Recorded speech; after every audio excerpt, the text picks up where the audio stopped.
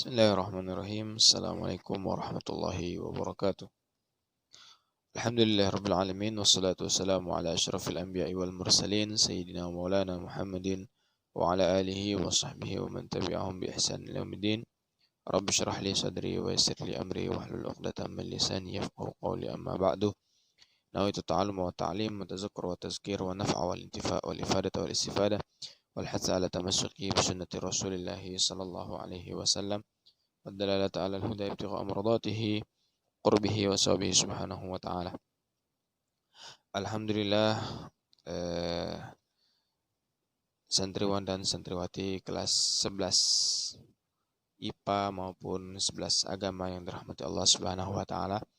Kembali kita bersyukur pada Allah Subhanahu wa taala pada hari itu kita masih dapat melanjutkan, dan itu pembukaan ya.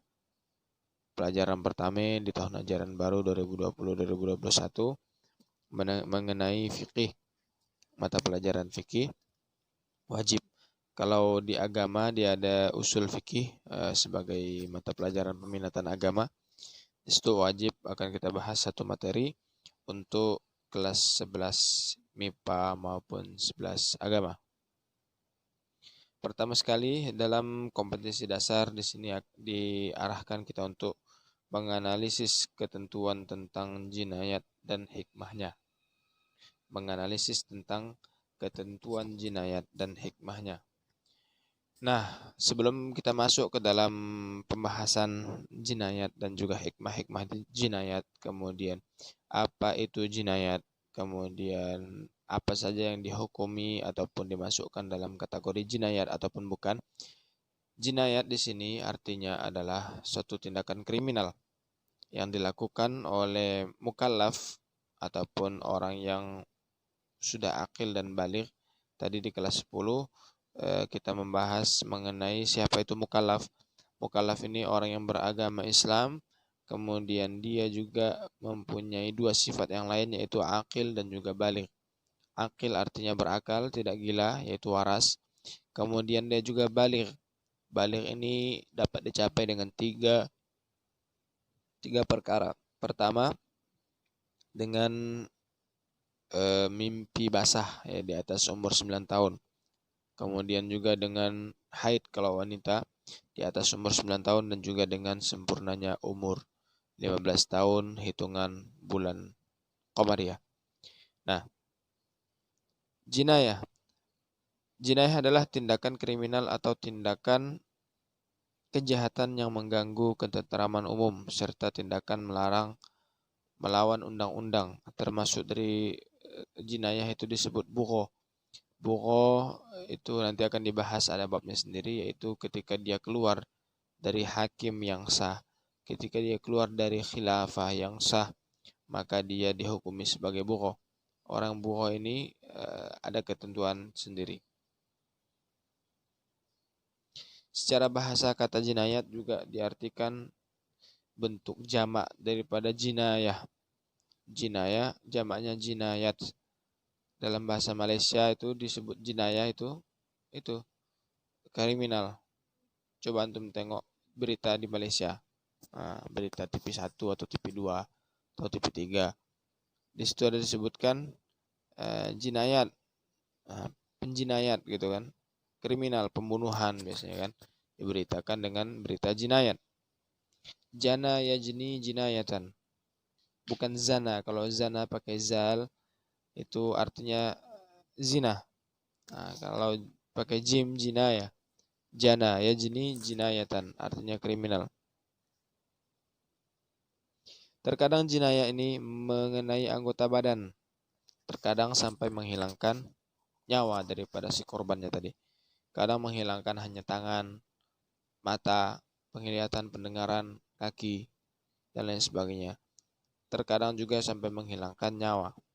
Tujuan disyariatkannya jinayah adalah untuk memelihara akal, jiwa, harta, dan keturunan. Karena syariat Islam diturunkan oleh Allah Subhanahu wa taala, tujuannya adalah untuk hifzul mal. Pertama untuk menjaga harta. Kemudian hifzul nafs, menjaga jiwa. Hifzul a'rad, menjaga kehormatan. Hifzuddin, menjaga agama. Ini syariat daripada yang diturunkan oleh Allah Subhanahu wa taala. Banyak yang dijaga oleh agama. Salah satunya diperhatikan adalah masalah penjagaan agama. Bagaimana agama ini menjaga harta dan juga menjaga diri manusia dan menjaga nyawa manusia, hak asasi manusia. Ruang lingkup daripada jinayat. Kapan ini disebut jinayat? Jinayat ini adalah perbuatan yang merugikan manusia, ya, baik dari perjudian, pencurian, perzinahan, menuduh seseorang melakukan zina, ataupun yang disebut dengan ar-ramyu bizina. Ada dalam ayat di surah An-Nur, Allah Subhanahu wa taala firmankan, wazani fajlidu kulla wahidin minhum mi'ata jaldah. Setelahnya Allah Subhanahu wa taala berfirman, walladzina yarmuna azwajahum walam ya'tu bi arba'ati syuhada fajliduhum tsamanina jaldah. Nah, mereka yang menuduh orang-orang berbuat zina sedangkan mereka tidak mendatangkan 4 orang saksi, maka mereka juga dicambuk 80 kali cambuk. Nah, itu hukum bagi orang yang menuduh seseorang melakukan zina. Minum khamar, orang yang melanggar hudud ataupun peraturan-peraturan Allah Subhanahu wa taala, batasan-batasan Allah Subhanahu wa taala. Menghilangkan nyawa ataupun yang disebut dengan al-qatlu, pembunuhan. Itu juga termasuk dalam kategori jinayat. Di kalangan fuqaha, perkataan jinayah berarti perbuatan-perbuatan yang terlarang menurut syara'. Selain itu, fuqaha membatasi istilah jinayah kepada perbuatan-perbuatan yang diancam dengan hukuman kisos, hudud, diyah. Akan kita bahas nih satu-satu nanti, apa arti kisos, apa arti hudud, apa arti diyah. Termasuk perbuatan-perbuatan yang diancam dengan hukuman ta'zir, ataupun ta'zir ini peringatan, seperti cambuk dan lain sebagainya, masuk dalam hukuman ta'zir. Kalau kisos biasanya pembunuhan ataupun pemenggalan kepala. Ya, hukuman-hukuman ini. Dari luar Islam ini kejam, ya. Kejam dalam arti bagaimana dia melakukan hukuman pembunuhan sampai kepada tingkat pembunuhan, menghilangkan nyawa, sedangkan manusia ini berhak untuk hidup. Allah Subhanahu wa taala tentukan dalam Al-Qur'an, wa katabna 'alaihim fiha anna an-nafsa bin-nafsi wal 'aina bil-'aini wal anfa bil-anfi wal uzna bil-uzni was sinna bis-sinni wal juruha qisas. Semuanya harus dikisos. Anfa bil-anfi, hidung dengan hidung. Wal 'aina bil-'aini, mata dengan mata. Maksudnya apa? Ketika dia mencederai mata, maka juga dikisos dengan dicederai matanya. Seperti itu. Nampaknya kejam. Bahkan dalam pencurian, Islam memerintahkan agar tangannya dipotong. Di pergelangan tangannya sini dipotong. Nampaknya kejam. Namun itu tujuan Islam untuk menjaga agama. Kenapa? Karena hanya terjadi satu kali saja. Hanya terjadi satu kali dan manusia yang melihat kejadian itu akan enggan untuk melakukan perkara yang sama. Ketika misalkan kita membunuh ataupun dijadikan hukum pancung itu bagi orang yang membunuh, maka kita nak bunuh pun takut, ya kan? Melihat daripada hukumannya begitu berat. Pencurian begitu juga. Ketika seseorang mencuri tangannya dipotong, maka dia akan enggan untuk mencuri. Nah, itulah salah satu tujuan Islam untuk menjaga agama, menjaga harta, menjaga diri, menjaga kehormatan seseorang. Dari berbagai pengertian di atas, konsep jinayah berkaitan erat dengan masalah larangan. Ya, larangan jinayah ini masuknya dalam larangan karena hudud, ya. Ketika melanggar, di situ ada hukuman yang diberikan. Nah, jinayah ini adalah perbuatan yang dilarang. Karena setiap perbuatan yang diterangkan dalam konsep jinayah merupakan perbuatan yang dilarang syara'. Larangan ini timbul karena perbuatan-perbuatan itu mengancam sandi-sandi kehidupan masyarakat. Karena perbuatan-perbuatan tadi yang kita sebutkan seperti mencuri, perzinahan, dan lain sebagainya, ini mengancam keharmonisan kita bermasyarakat. Bayangkan kalau antum tinggal di suatu kampung dan di suatu kampung tersebut ada seseorang pencuri. Maka kampung tersebut tidak akan tenang. Oleh karena itu, dengan adanya larangan, maka keberadaan dan kelangsungan hidup bermasyarakat dapat dipertahankan dan dipelihara. Kalau itu dihilangkan, maka manusia akan hidup dalam damai, rukun, tentram, tidak ada pencurian, tidak ada pembunuhan, dan sebagainya. Memang ada manusia yang tidak mau melakukan larangan dan tidak mau meninggalkan kewajiban, bukan karena adanya sanksi, tetapi semata-mata karena mereka memiliki akhlak yang mulia. Sebagian manusia kadang meninggalkan, menjauhi akhlak-akhlak ataupun perbuatan-perbuatan yang tercela tadi, seperti mencuri dan lain sebagainya, bukan karena takut larangan, melainkan mereka menjauhinya karena akhlak yang mulia. Mereka sudah tidak, memang akhlak daripada fitrah manusia tidak senang dengan perbuatan-perbuatan yang buruk, dan senang dan lebih cenderung kepada perbuatan-perbuatan yang baik dan benar. Akan tetapi kenyataannya menunjukkan dimanapun di dunia ini salah satu orang-orang yang taat karena adanya sanksi, di sini kewajiban bukan adanya sanksi, tetapi semata-mata karena mereka memiliki akhlak yang mulia. Akan tetapi kenyataannya menunjukkan dimanapun di dunia ini selalu ada orang-orang yang taat karena adanya sanksi. Oleh karena itu jinayah tanpa sanksi tidaklah realistis. Jadi bukan berarti semuanya manusia ini taat sehingga mereka ini menjalankan perintah Allah, menjauhi larangan-larangan ini atas dasar akhlak mereka. Bukan.